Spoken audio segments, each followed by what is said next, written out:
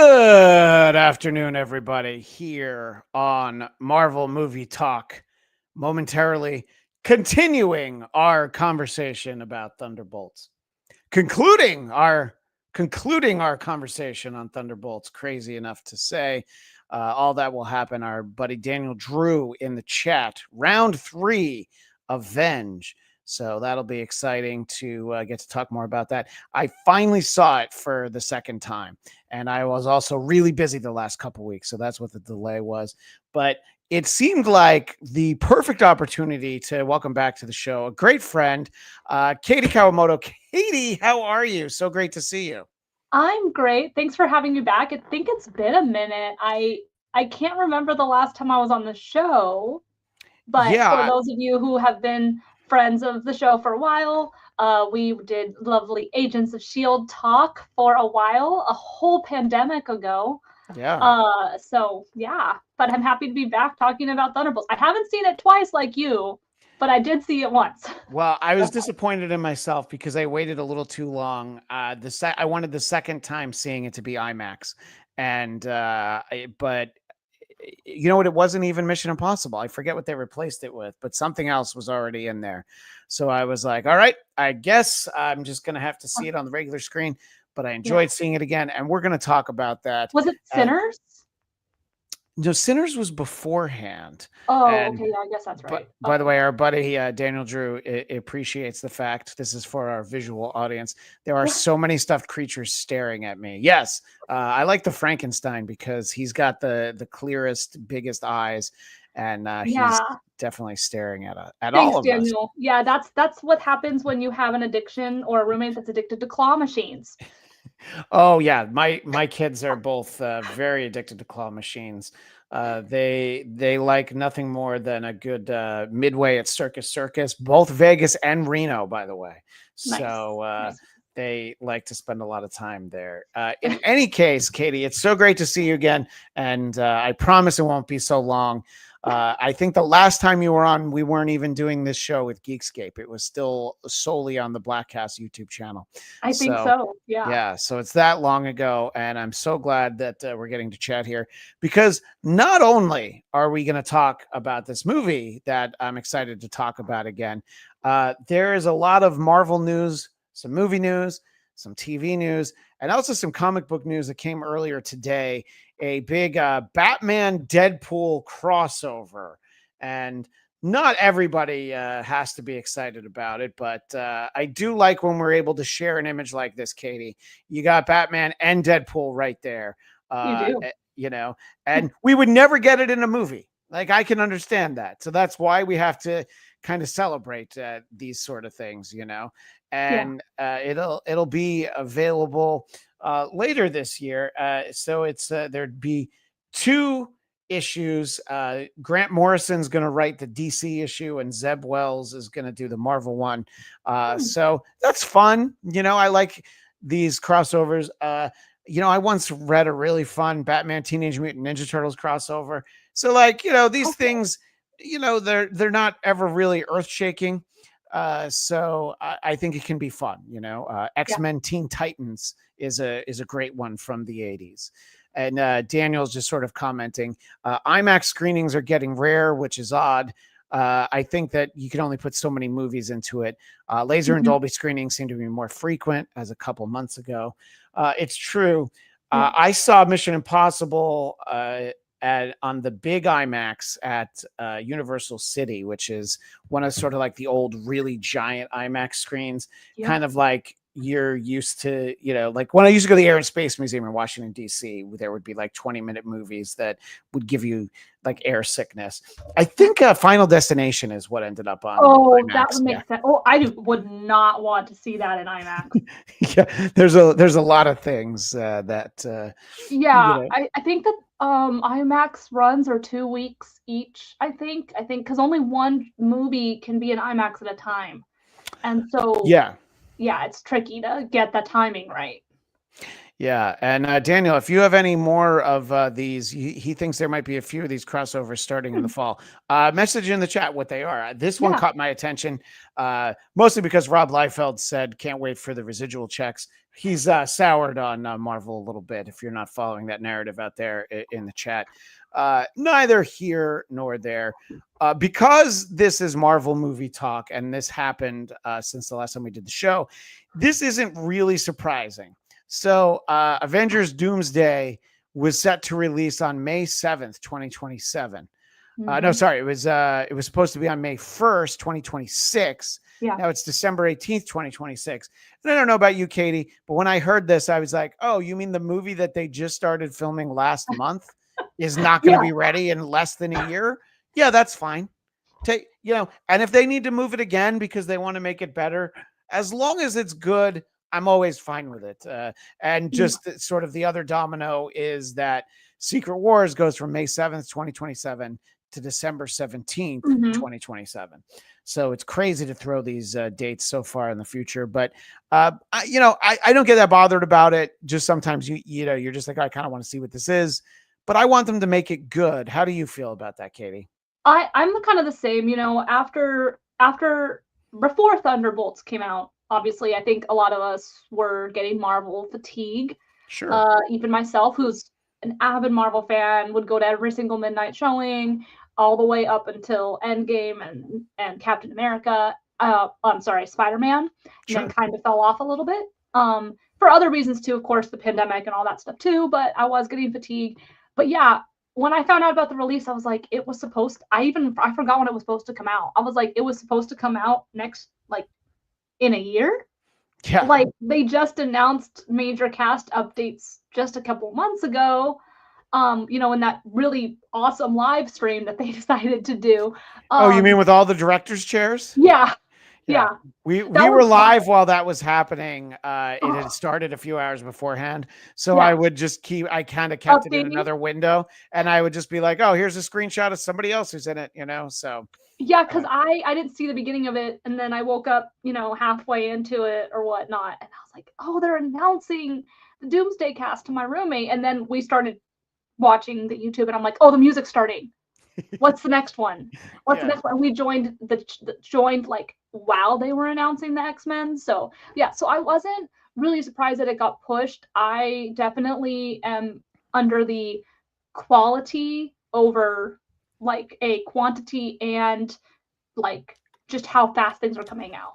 They Right. were Sure. putting out so much stuff for a while that we got fatigued by it, and I missed that feeling of going to the theaters at midnight. It kind of was lost for a couple of years. So, and also, who doesn't want a Christmas slot? I That's agree.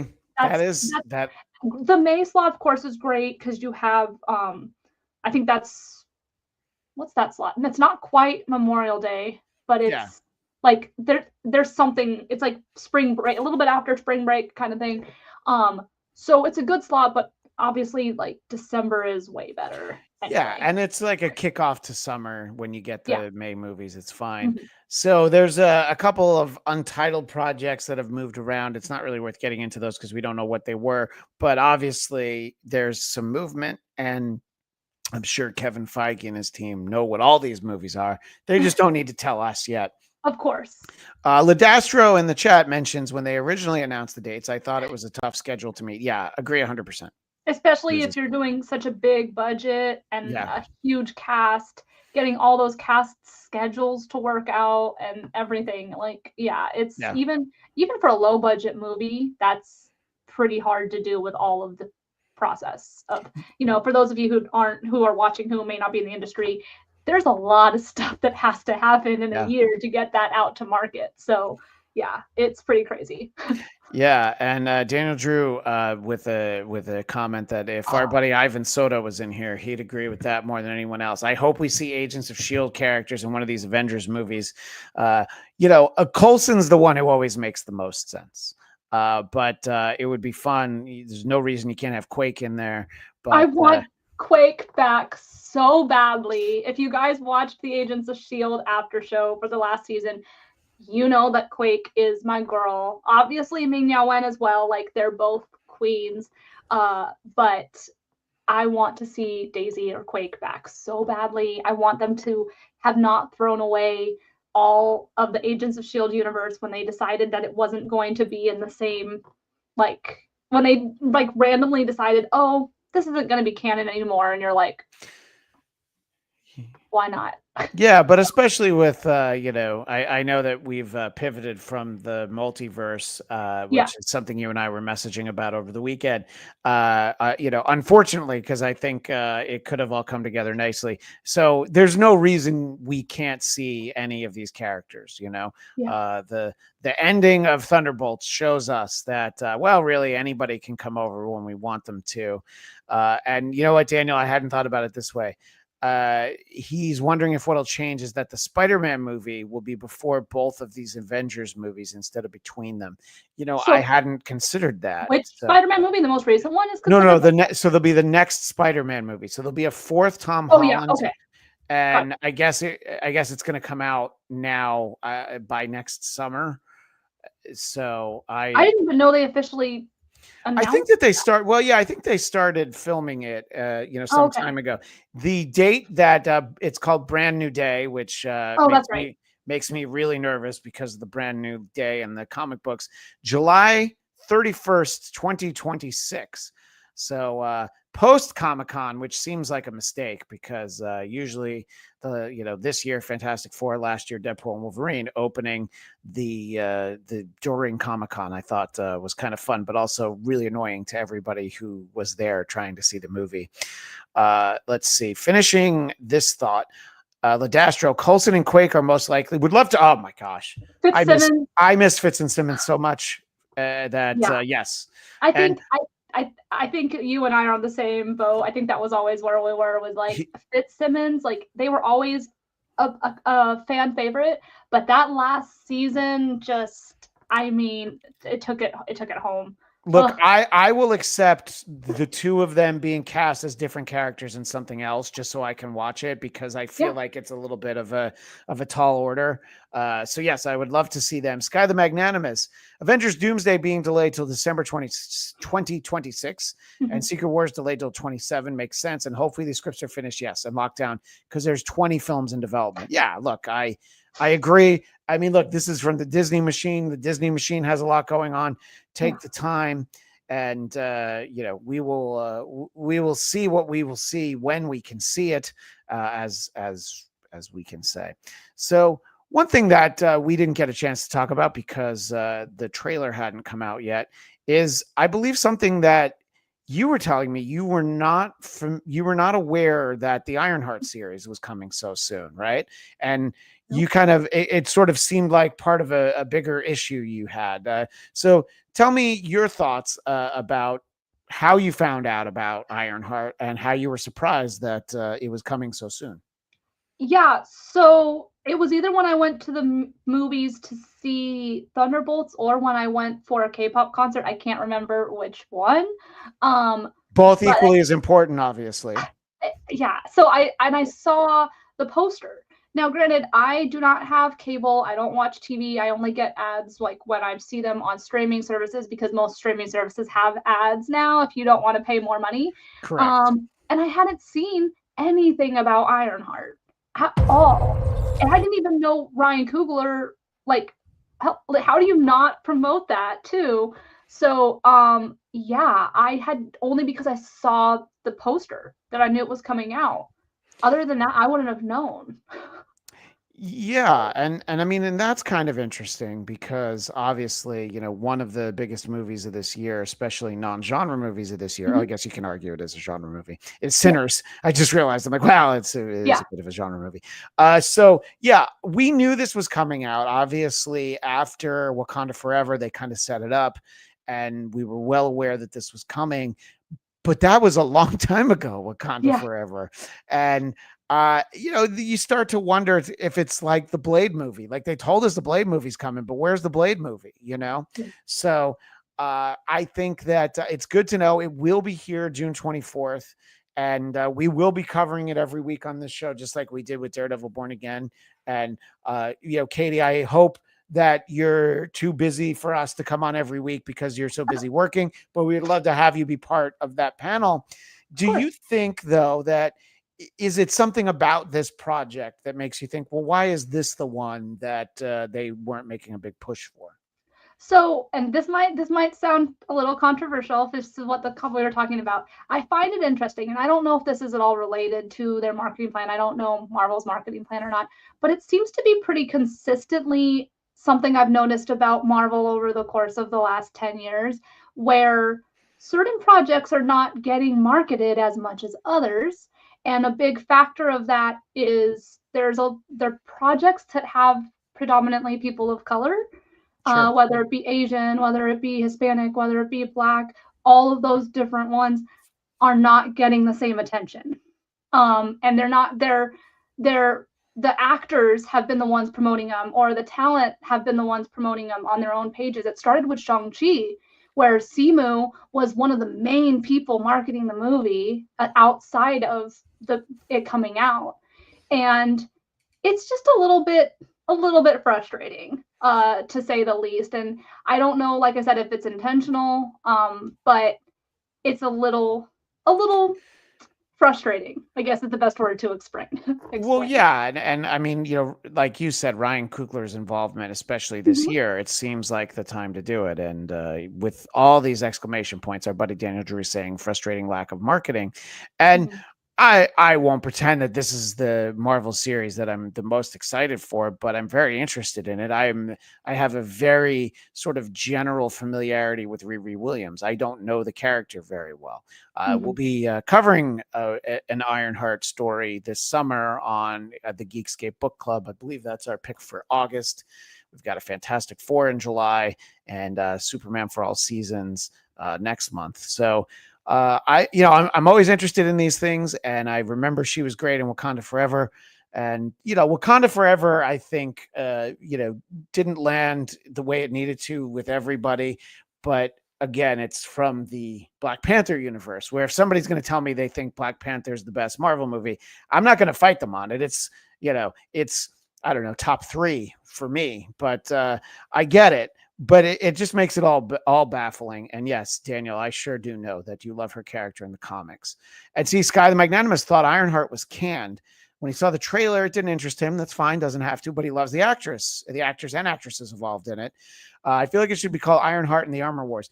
Armor Wars is a project that they were supposed to do. I believe it was going to be a movie, that was going to be a series, and right now it's nothing. So Yeah. we'll have to see if that actually happens. So And it's originally, Ironheart was supposed to be a movie, or was it always supposed to be a I TV think it was show? always a series, but I could be Okay. wrong. Oh. I believe we were going to get it as a series, and they did a great job introducing her in Ironheart. In Wakanda Forever. Mhm. So Yeah. we'll keep an eye on that. Like I said, we will be covering that show. And you mentioned Shang-Chi, and Mhm. we talked a lot about that when it came out. And Yeah. we still don't have Shang-Chi too.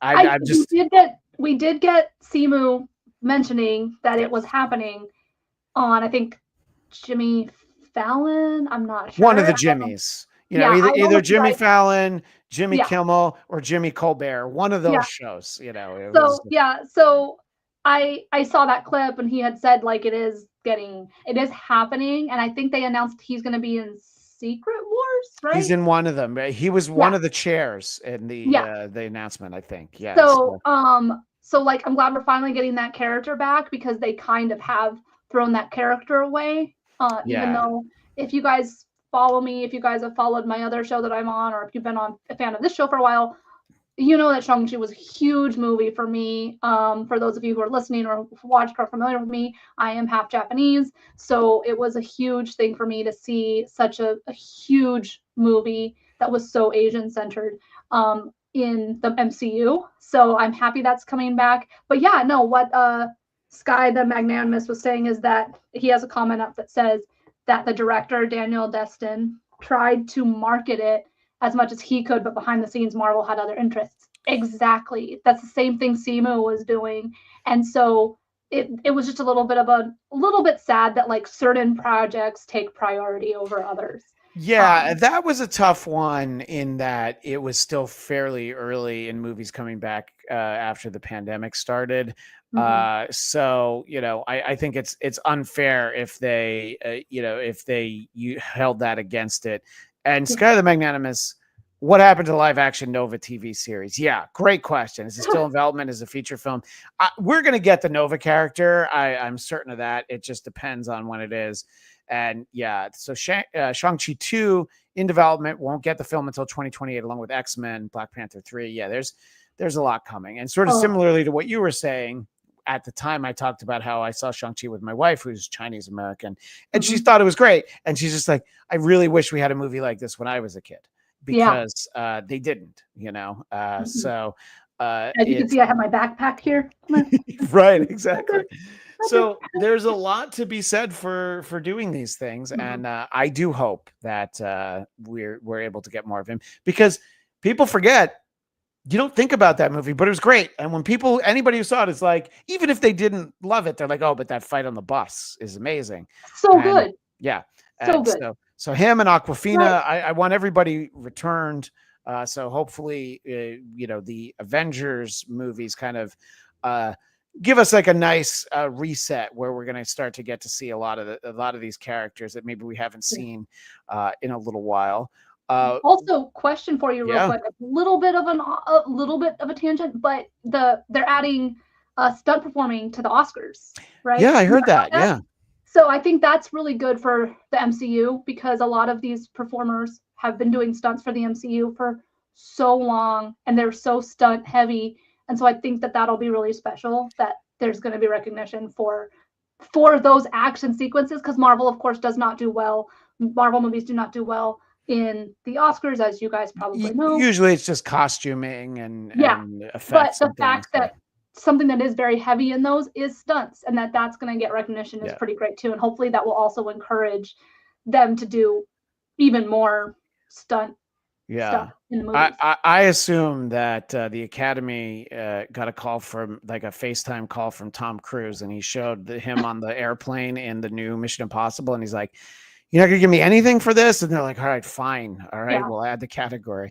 Other great news is something that happened since the last time we were here.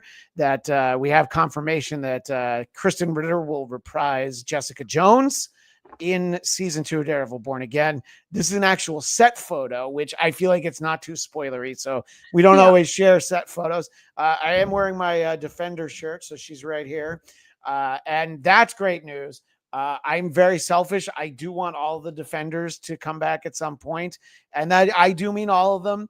What I really want is Colleen Wing, but I don't hate Danny Rand as Iron Fist, so I want everybody back, even Patsy as Hellcat. So I want all these characters to come back, not all at once. They don't have to, but give us a couple of years. And what do you think about getting Jessica Jones back in Daredevil, and the fact that they also knew better than to recast her as someone other than Kristen Ritter? Well, I didn't watch Daredevil yet. I know. I'm really Okay. behind. I've heard wonderful, amazing things, and I'm really excited to watch it. I also never finished the original, so that's ship has Oh, sailed because I think okay. it's no longer on. No, it's on Disney Plus now. Oh, okay, because I'd heard they were leaving, but I wasn't sure if Yeah, they. the licensing with Netflix ran out, but So they just switched it to Yep. Disney. Yeah. Oh, okay, good to know. Did not know that. Yeah. But I loved her. I love her. Yeah. I thought her show was fantastic. I think between Daredevil and that one, they're both my favorites of the two that I saw. But I'm all for it. I'm for bringing all that whole thing back in and having this other TV universe that's working because so far like when those came out it was kind of like those aren't MCU, they're not like they didn't really bring in as much to the MCU, and so I like it. I think she is, you don't recast her, she did No. such a great job, so I'm really excited about that. I think I did see that on my feed and it didn't quite click like wait, oh yeah, like Yeah. And we also need Misty Knight back. Shame on me, but the fact that Iron Fist season 2 ends and Colleen Wing has the Iron Fist and we never got to see it, that's the thread I've been waiting to pull on for years. For so long, Katie, it's when we were still doing shows in the AfterBuzz building. That's how long ago. It's that long that I've wanted to know what's going on with that. So Yeah. All of it very exciting, though. And I'm glad that we're getting to catch up on all of these. Another one that we've kind of been wondering about for a while is Vision Quest. Now, did you Hmm. see WandaVision way back I when? did. Yeah. So it ends with the white Vision just kind of disappearing. Hmm. And a lot of people were like, well, where did he go? And I'm like, don't worry. We're going to find out in Vision Quest. And that was about 5 years ago now, maybe 4. So the showrunner is Terry Matalas, who did Star Trek Picard and also created, he adapted 12 Monkeys for Sci-Fi Channel. Obviously, it was a Terry Gilliam film. So he's they're talking about it. They're working on it. I think that what we really want is to see if it, and we have the visual of this. This was an entry in the Geekscape Book Club, sort of the Vision family that Tom King did. We'll see if it's at all anything like that. But it's sort of complicated because of Wanda. But it says in this article, and this is from Nerdist, shout out to them, sometime in 2026, we're going to get Vision Quest. Okay. So, yeah, it's more like I've got a lot of questions. Paul Bettany's tremendous. So that's a big reason why I'm like, yeah, let's get more Vision Quest. And, we need shows and movies for this show to work best, Katie. That's really what it comes That's down fair. to. That's understandable. Yeah. So, did you find yourself wondering what happened to White Vision, or me showing it now, you're like, oh yeah, there was something about that? I barely remember that like at all. And I think it also falls into like controversial opinion. I'm not the biggest WandaVision fan. It was probably one of my least favorite things that Marvel has done. So anything that kind of fell like kind of within that, I've been kind of like not really in tune with. Sure. I didn't see Agatha all along. I heard good things about it. I suspect you would like Agatha. Yeah. And I think that is more my realm, because if you guys know me, I'm more of the spooky, the dark, like Halloween-y type girl. So, but Vision's a great character. Obviously, I would love to see how maybe they can change my mind, make me fall back into those characters again. And not that I don't like Wanda. I do like Wanda. I love her as an X-Men. So I'm hoping they can kind of get us back to that. I think my biggest concern with WandaVision is that I was expecting them to bring in the X-Men with that, and they didn't. And it was hard. Like, when I go into Marvel projects and movies, I try not to have too high expectations, because the higher the expectations, the easier it is to be disappointed. So I try to go in as open-minded and low expectations as possible. Obviously, Spider-Man was the hardest one to have low expectations for, but that was a prime example of it. Is when we had heard Evan Peters was coming back, I was like, oh my goodness, it's happening. Like, that was it's very happening. exciting. Enter Steve Carell office. It's happening meme here. And they didn't. So I think that was also why I could not get into WandaVision, because I expected more from it than we got. But I obviously love her. It's just I didn't care for that show. But I would love to see them come back, maybe change my mind again. Marvel's constantly making me change my mind. If nothing else, that's what they always do. No, it's true. And with me for WandaVision, it just the way that I usually try to sum it up is that they didn't really stick the landing. It didn't end in a satisfying way. I thought the setup was good. I do think that the first 3 episodes, the sitcom episodes, are the best part of it for sure.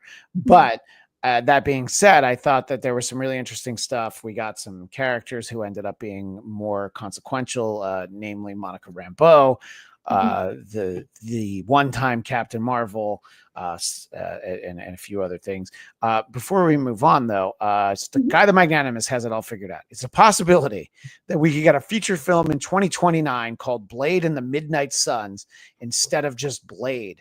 R-rated, Gavin O'Connor, T.I. West, or Drew Goddard writing and directing, maybe. I mean, they want to do something with Blade. I think Mahershala Ali is a great choice. He's a tremendous actor. I don't know what the problems are there.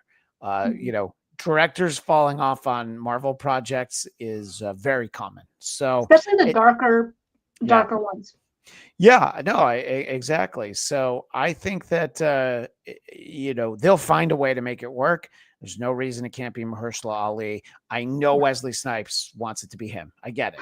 Give him a cameo. He could even play Blade in it, just like if we do a Ghost Rider movie, you can put Nicolas Cage in it. That's not going to be a problem. It's fine.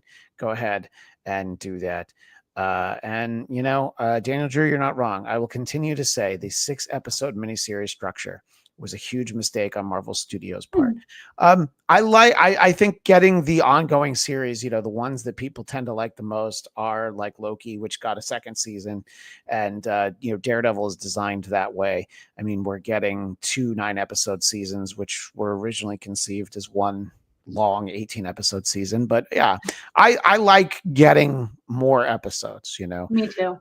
So give us plenty of time, and not too many of those. So, especially if you're going to do like only 1 or 2 seasons. Yeah.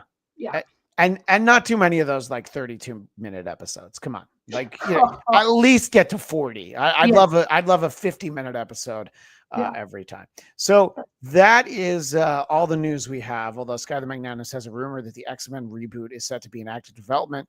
The story involves the first class X-Men, Mr. Sinister, the Hellfire Club, Krakoa, and then the giant size X-Men come in at the end.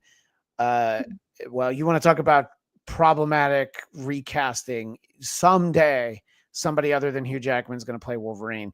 And when you do that, people are going to be like, I don't know if I'm feeling it. So 100%. I honestly think it's coming very soon. And that is going to be a whole episode in itself, I'm sure. Yeah, exactly. So all that news being said, excited to have all of it, excited for what's to come, excited for Fantastic Four. Who do factor into our main topic here. So, Katie, people have heard me talk a fair amount about Thunderbolts. So I want to let you start your expectations going in and what you thought of the movie when you finally did get to see it. Yeah, so I saw it kind of late. I think I saw it a week or 2 ago, maybe more than that. I can't remember. It's been a long month, but it was sometime in the last month that I saw it.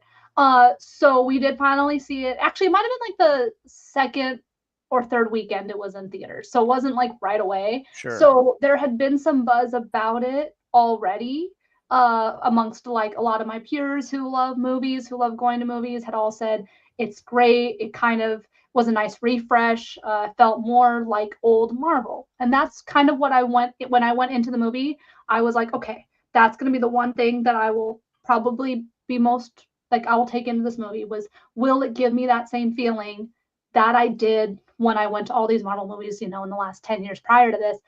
And it did. It honestly did feel like, okay, we're getting there. We're getting back to what Marvel used to be. I had that joy. I think that they did, for the most part, they did a good job with balancing these characters that we know well, mixed with some that we don't know as well. And of course, the only problem I was like, I did see Falcon and the Winter Soldier. So thankfully I was familiar with the characters that were in there.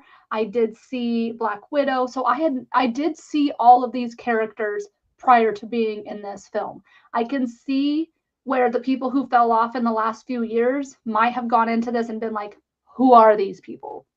Because if you missed out on Disney Plus, or you missed out on some movies, you would be really lost as to who each of them are. And I can't decide if that was helped or hindered the movie at all, because I knew who the characters were. The interviews with, why can't I think the actor's name? He's the Captain America, the new Captain Wyatt Russell, which in the comics he's known as U.S. Agent. I don't know that they really call him that in this. But, no, I don't think so. But Wyatt Russell, because I was like, I know he's a Nepo baby. I know his dad. Come on. Because I was like, because we have him, and then we have Louis Pullman. Yeah. So I'm like, there's multiple. Which, by the way, the whole movie, I was watching it and I'm like, he looks so familiar. He looks so familiar. Why do I know this face? And so then I looked him up afterward and was like, oh, see, there it is. Kind of like with The Boys and I can't think of his name right now. Well, at any moment you feel like he could have grabbed the bullhorn and talked about celebrating our Independence Day, and you would have been like, "Yes, that's why he looks that way." So but I hated him in Falcon and the Winter Soldier, which of course you're supposed to. So I don't think I've fully forgiven him for, and I did not see the newest Captain America. I am so behind, y'all. Like, at this point, I was waiting for it to go to streaming at this point because it just never worked out when it came out. But it's like $20 to rent, which is the same as buying the movie. So I just gotta wait a little bit longer until it gets to be more available. So I know there's probably some gaps that, like, me and my roommate were like, so what happened between Bucky and Sam? We're like, what happened there? Right. So that was the only problem I think I had with the movie, that we had to fill in some we'll have to fill in some context clues later, but it was delightful. For the most By part. the way, I want you to know, Katie, you and Yeah. I are talking on Tuesday, May 27th. Yes. Captain America Brave New World is on Disney Plus tomorrow. Oh, sweet. All So, right. Good to know. so you I will. saved that $20 and you were rewarded for it. You have those $20. Sounds So good. the only thing that you'll find out in Captain America Brave New World is this idea that Bucky's trying to be a congressman. Mhm. And what they talk about in the post-credit scene, that scene's actually filmed on the set during production for Doomsday. So they're referencing something in Doomsday that none of us have seen yet. So Gotcha. he's saying, like, we had a conversation, it didn't go well. We haven't seen it yet. By the time that comes back around in Doomsday, I assume we'll have seen that conversation. Got you. So you didn't miss that much. Okay. Valentina talks about our president turned into a big red Hulk. That's the biggest reference to that movie, actually. Yeah.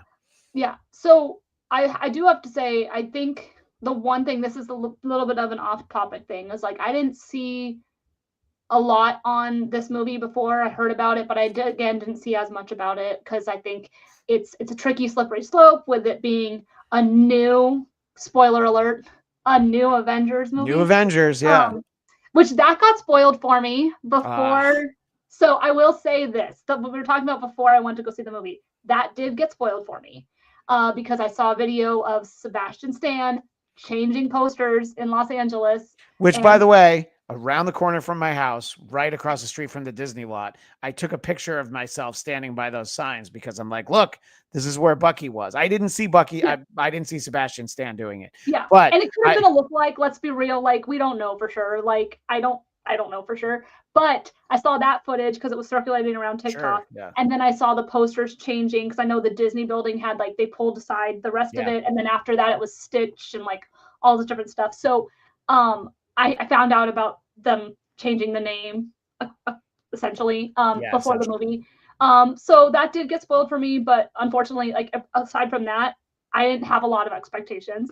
But my roommate loves Bucky. That is like one of her favorite characters. I love Bucky. I mean, how can you not? He's fantastic. And I still am hoping and waiting to see where else they take that character, just for Sebastian Stan's sake. Yeah. I do have a random question for you and the chat, which is kind of related to this.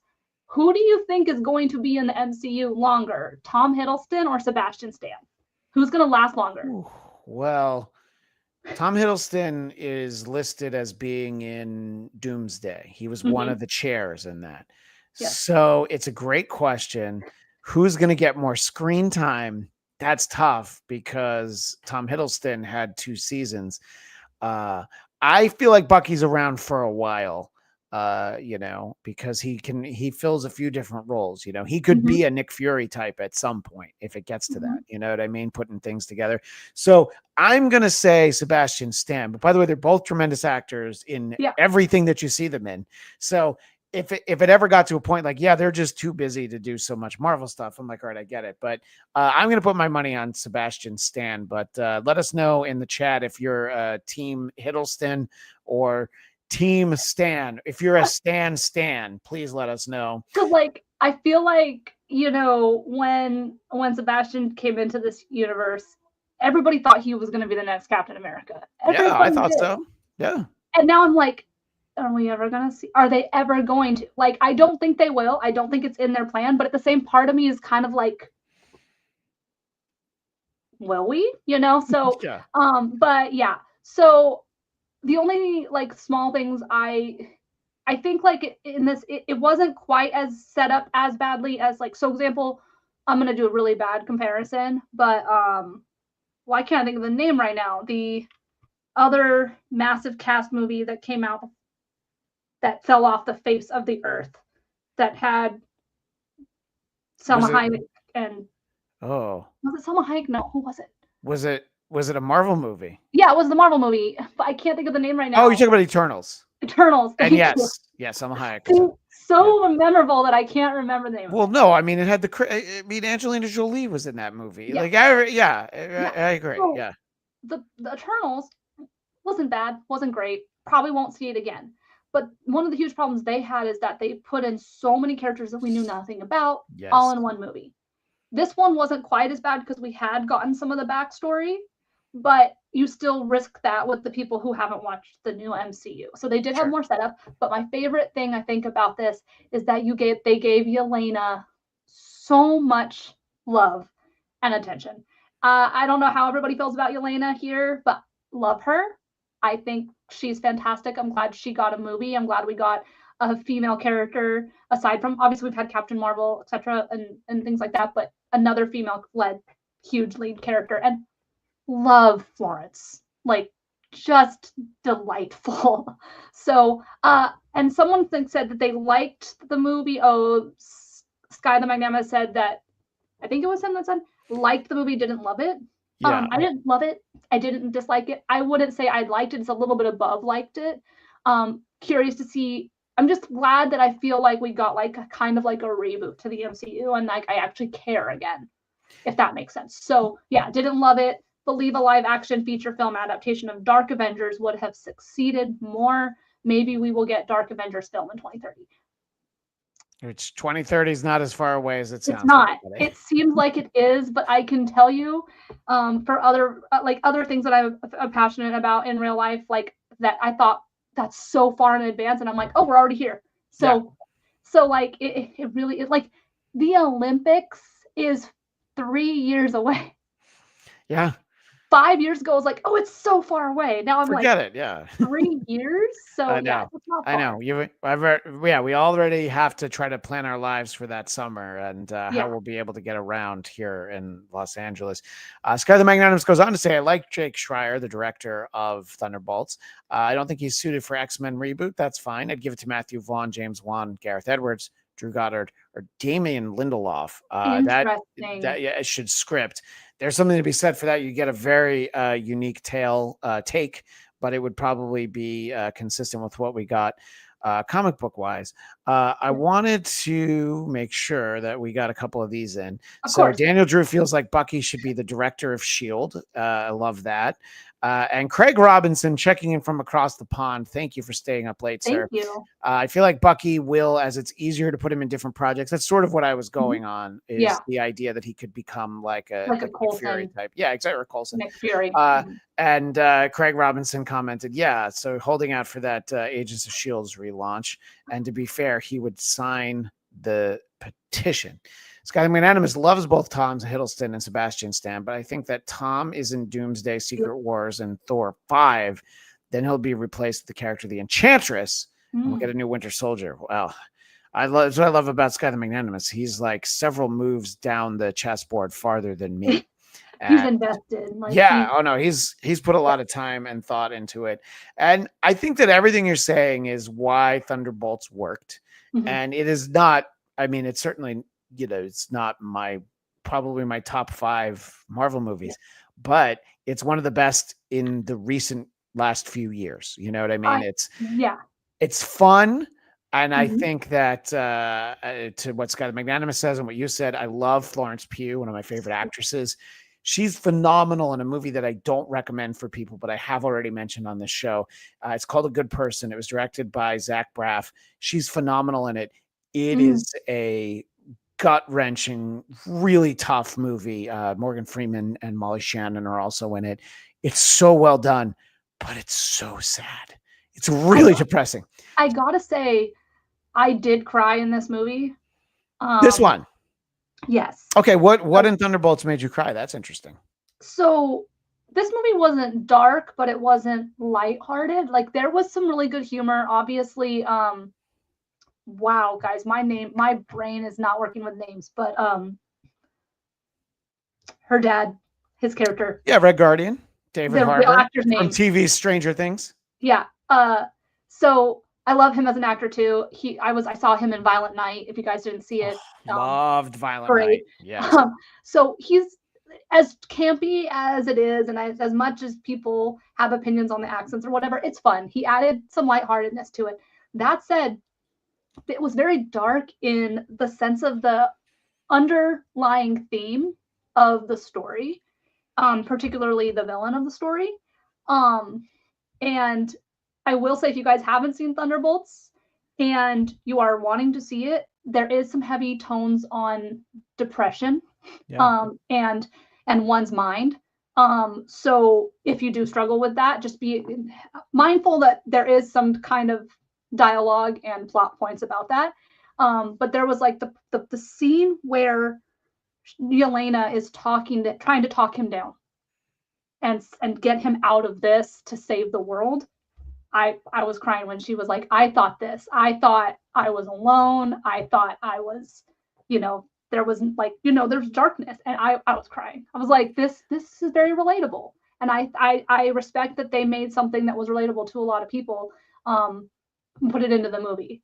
I wasn't expecting it when I went into the movie for it to kind of go there. So. Yeah, it's something that I commented on in our earlier conversations about this, that I was not expecting that the main enemy was going to be sort of this two-pronged thing. One, it's all of ourselves, and two, it's depression. And, having somebody have your back doesn't make it go away, but it helps it as you try to deal with it. When I have these people standing here, literally holding my hand. And I was, like I said, I was not expecting that. That was a level of emotion I wasn't expecting.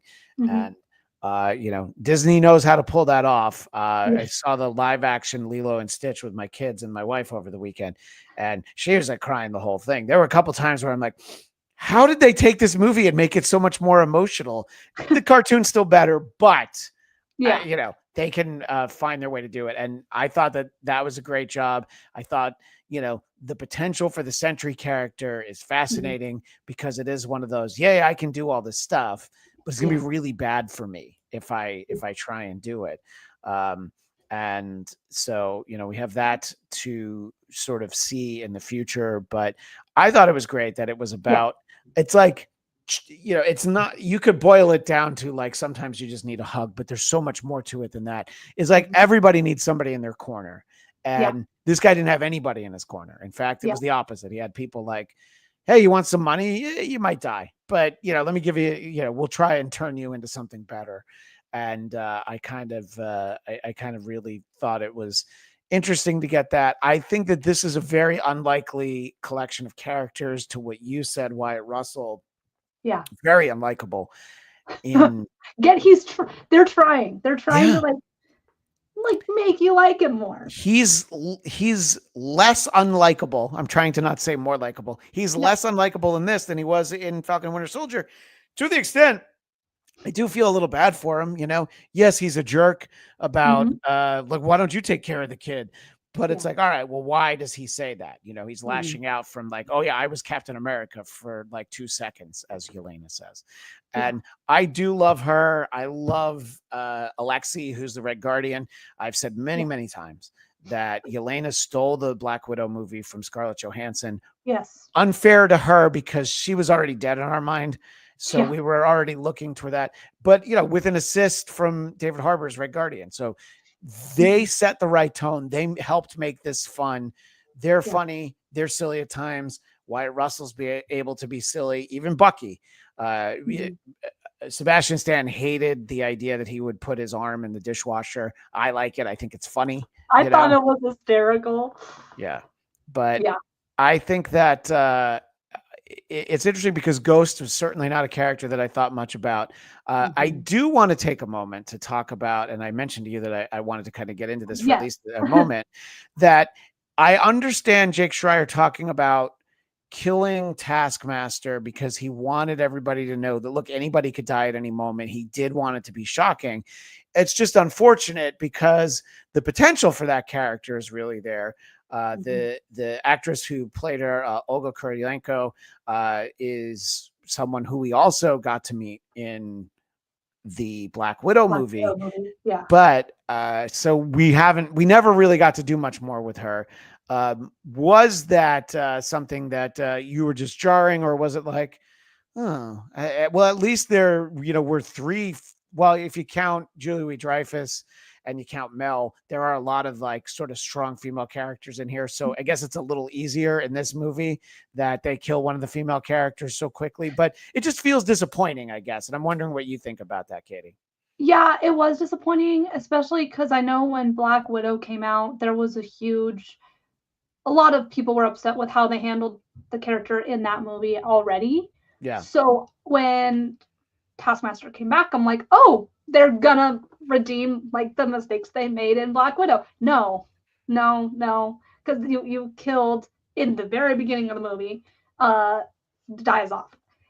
Which I get. We don't know a lot about this character, but and mind you, to the listeners who aren't familiar with me, I don't read a lot of comics. Like I didn't grow up reading comics, but I still kind of research what goes on in the MCU. I have knowledge of what goes on in the Marvel comics and like different characters, and I've played other games. Like I played the Spider-Man game, like all that stuff. So I'm familiar with certain big characters in the MCU just based off of that. Taskmaster has a lot of potential that I feel like can no longer be used unless they figure out a way to be like, she's not dead. So I feel like Taskmaster is kind of falling into the category of MCU characters that they have a lot of potential to elaborate on, given their lore, given their source material, that we are not getting. Like I know I talked about it with you prior to the show, like the whole Kang thing, which I understand why they did what they did, but we're now not getting Kang, which is a huge character. This might be controversial. Is it MODOK? Wait, what's the character? It's MODOK, right? That MODOK was in that movie. Yeah, was in Ant-Man. Yeah, so MODOK shows up in Quantumania. Yeah. MODOK also had a Hulu series that was run by our buddy Jordan Bloom, who's been on the show a bunch of times. Okay. And so we got that MODOK character, and I think people were maybe a little, well, let's just say it didn't go over as well as people wanted it to. Exactly. And I guess that's what happened with Taskmaster. I think that the abilities of Taskmaster could be, attributed to someone else. There can be a file that was sort of, in some, I don't know, Red Room satellite office. Yeah. We can get a Taskmaster. I would be surprised, assuming that they make these movies long enough, there will probably be someone else as Taskmaster at some point, but it could have been interesting to see. Yes. But it does at least have the gut punch, as I almost called her Florence, as Yelena says, she did some bad things and then she died. It's going to happen to all of us. Mm-hmm. And it's like, yeah, okay, well, that's fair. Yeah. They also, I have to give them credit. They handled the whole commentary too behind a new Avengers really well. Yeah. The whole after credits scene where everybody's like, not my Avengers, not this isn't that. I was like, chef's kiss.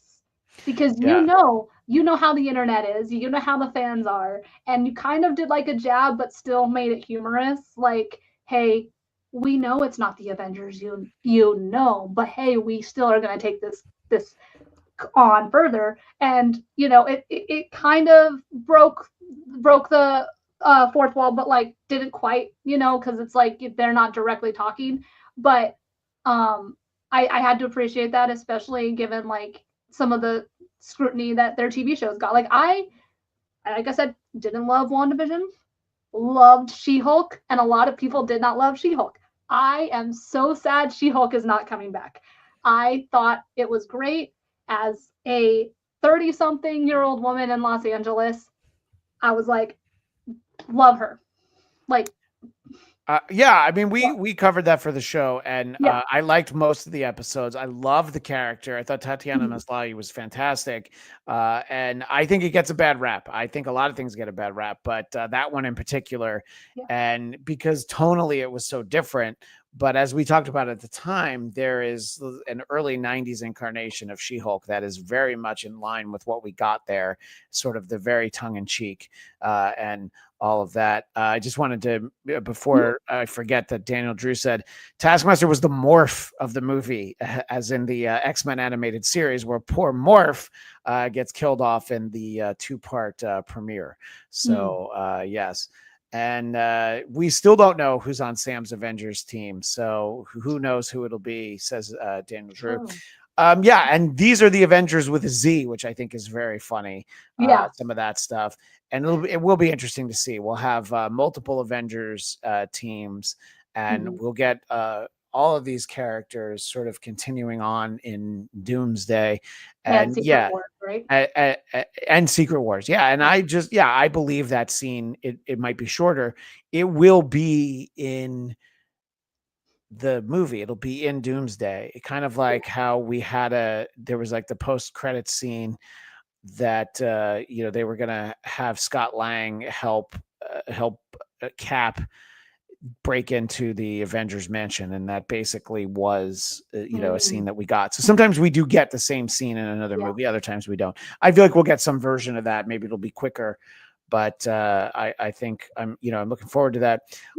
Again, the movie being fun goes a long way. Julia Louis-Dreyfus as this character has been fun. We had mostly gotten her from the TV series, but she did pop up in Black Widow in particular, which, it doesn't help the argument that you don't need to see everything to see these movies for there to be so many characters from like, well, they're on this TV show and this movie and this thing. And you're like, okay, it's kind of exhausting. And I get it. Totally is. So, but that's kind of the way we look at it. So I really was glad. And I guess this movie is not considered a tremendous success because at this point you need to make $1 billion to be like, okay, this is a success. But I think in general, they were pretty happy with the way it turned out. I do know that Jake Schreier was talking about that originally the ending that test audiences got to see was more open-ended, and it didn't have all those things that you're talking about, all the criticism of the New Avengers. It was just going to be New Avengers, and then it was going to end and still have the tremendous Starship song, Nothing's Going to Stop Us Now, from Mannequin and Mannequin 2 on the Move. And they also probably, in putting together Doomsday, they realized like, okay, we're going to have this scene here at the end. And I think that helps. And it also helps us be excited for Fantastic Four, which so far we've still never gotten a great Fantastic Four movie. I'm holding out hope. The idea that very soon after we see them, they'll be able to kind of play with the MCU proper, and they've kind of figured out a way around that. It just reinforces, Katie, we can bring everybody from Agents of S.H.I.E.L.D. over anytime because the FF are going to be in this other universe. And Craig Robinson hasn't been brave enough to watch Quantum Mania. Don't worry about it. Yeah, not a lot of people loved it. I think there's things that I like. I like that Bill Murray is in an MCU movie. It's not even that he's great in it. I just love that he's there. I really like Paul Rudd, but what I really like about Paul Rudd is Scott Lang. So I think I was willing to just kind of go along for the ride. The most frustrating thing is that Hank Pym might as well not be there. They do hardly. I think the biggest thing was, and I was trying to remember what the last Marvel movie was I saw in theaters before this, and I realized it was Ant-Man, I think. That was, I think, the last Marvel movie before this, right? No, the Marvels came out after that, right? Yeah, the Marvels was... I didn't see the Marvels. I wasn't a huge fan of Captain Marvel, but that's another conversation. But so I didn't rush to go see the Marvels. But I did hear there's certain things I found out what I needed to know from the Marvels. I asked about it. But so I think we're in the step towards the right direction of getting those crowds back into the movie theaters. And I do want to say, if you guys are watching or listening to this show, please go to the movies when you get the chance. I know it is expensive. I know it is a lot harder to go watch it, especially if you have children, especially if all that thing is. But nothing really beat, like in my brain, I wish I could see No Way Home and Infinity War for the first time again and Endgame for the Sure, first time yeah. again in theaters because it was an experience. Some people don't like the cheering and the loud noises that the Marvel crowds get at the movie theaters, but it is fun. It is something that's been lost, and the pandemic took a lot away from us. Let's like really not let it take movies away from us. And at this point, seeing a movie in theater is getting to be cheaper than watching it on streaming because streaming is going up in price by the day. So I hope that Thunderbolts, if Thunderbolts is the movie that helps get that air back into the MCU, then I think that it did its job. Whether or not it's saying it's successful based off how much money it made, if it revives the MCU and gets people happy about it again, then I think that would make it successful too. Like Yeah. and of course they want their money back and all that different stuff. Like understandable, it's a business, but I'm more optimistic, and so I appreciate Thunderbolts for that, especially given that it is essentially a new cast. If you are not familiar with all the other projects that it did, so Yeah, yeah, and look, a lot of movie theaters will do, like the Tuesday afternoons and mm-hmm. things like that, where it's cheaper. You can do Yep, the membership services, like I have the AMC A list, where mm-hmm. once I've seen 2 movies, it's paid for itself, They and let I you do could, 4 now, don't they? well, I was gonna say I could see as many as 16 in a month, which Yeah, is crazy. they used to But be 9. No, it used yeah, to be 12. right. No, I think, yeah, it used to be 12. Yeah, And Craig, I love the event feel. Don't get that excitement in the UK cinemas, but I watch the YouTube audience reactions. yeah, It can be fun. Look, I was talking about the new Mission Impossible Final Reckoning earlier, and I mm-hmm. did go to the giant IMAX screen at Universal, and it was the Thursday night when it opened. It was like 10:15. Yeah, I don't usually go that late. I don't usually go on the first night. mm-hmm. And it was kind of fun. I was like, oh, look, everybody's here, and we're all here for the same reason. Yeah, We want to see whether or not Tom Cruise is going to fall off that plane. Okay, we didn't think he was going to fall off the plane. yeah. And yes, No, to what Katie's you're right. saying, Ladastro's right.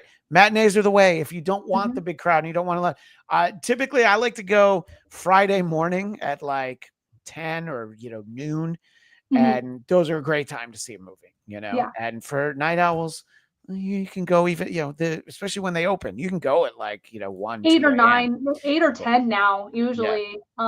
Yeah, because when I went to see Shang-Chi, I think it was a 10 o'clock showing Yeah. instead of the 12 midnight showing. But yeah, like, and I've been to the IMAX at City Walk so many times for Marvel. That is where I've seen a majority of the Marvel movies in IMAX. That's where Yeah. I saw Shang-Chi. That's where I saw um Spider-Man, like, a lot of them, because if you guys are from the Los Angeles area, there's this whole hierarchy of like which theaters we want to go to for which specific reason and all this different stuff. But yeah, so Yeah, it's a we fun used to need to experience. go to the ArcLight in Hollywood, but it's not there anymore. Yeah, So everything shifted, and yeah, AMC in Burbank, where I live, has a perfectly fine IMAX. But it's not it's not as the same. it's not the same as that one. Exactly. Yeah, I So that's someone had posted a thread on Threads where I was like, Angelino's, what's the best AMC?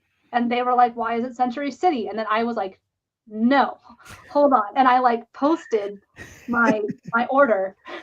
And one of the former someone that we all know from our AfterBuzz days, our friend Ryan, was like 100% what you said, because I he had like my row.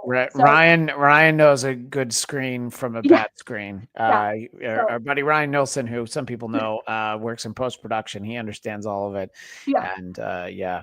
But Well, yeah, go ahead. so Sorry. so basically I hope we get to that moment again. Like whether it be Avengers, whether it be where we get that huge Yeah. experience of what Look, we got with Spider-Man. I always say I'm not really a fan of the Fast and Furious movies. I've never seen a whole one, but if that's what brings people back, it's fine. Whatever it is, I don't care. Yeah. I'm all for it. It is fun. I'm looking forward to seeing Fantastic Four with a crowd. And Mm-hmm. in the interim, we'll have Ironheart here on Marvel Movie Talk, and we'll be talking about it every week. And hopefully, Katie, you're able to join us sometimes there. But let everybody else know, Katie, where they can find you. I am Katie, aka KT_Christine with a C for those listening. I also do another show called The Con Guy / we have a Con Girl network as well.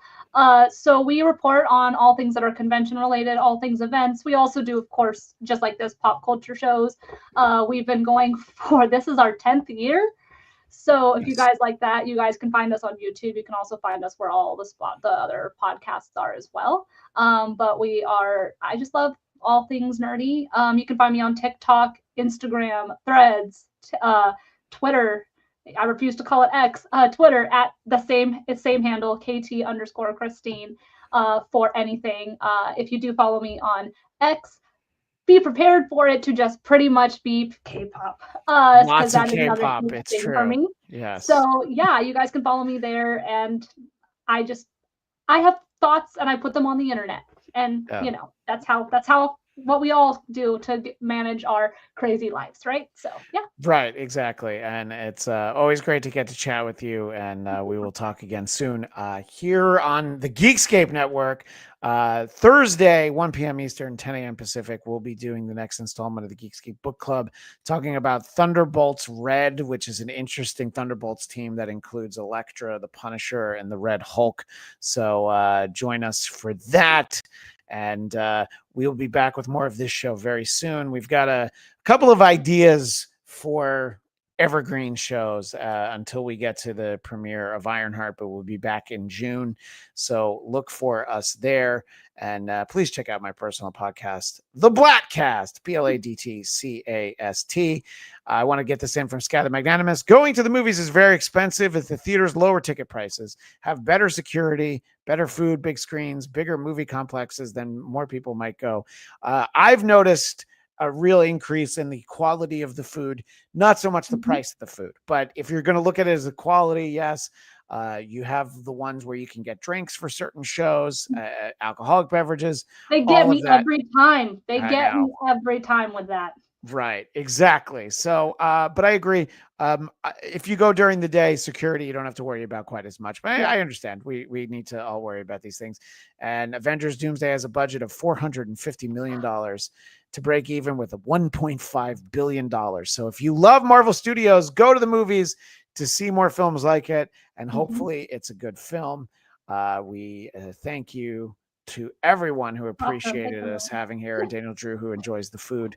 Thanks again to everybody. We'll be back soon with this show. And before you know it, we'll be talking Ironheart. And then you're going to blink and we'll be talking about Fantastic Four, First Steps. And I'm sorry to hear this, Daniel, that your theater replaced curly fries with waffle fries. I do like waffle fries, though. It's hard to say no. Depends on, yeah, Yeah, but I get yeah. that. A lot of I people love know, but when you want curly fries and you don't yeah. get them, Not a lot of places have curly fries anymore, so it's just Jack in the Box is the only place I know where I can get it. yeah. All that being said, we will see you next time. As the great Stan Lee would say, Excelsior.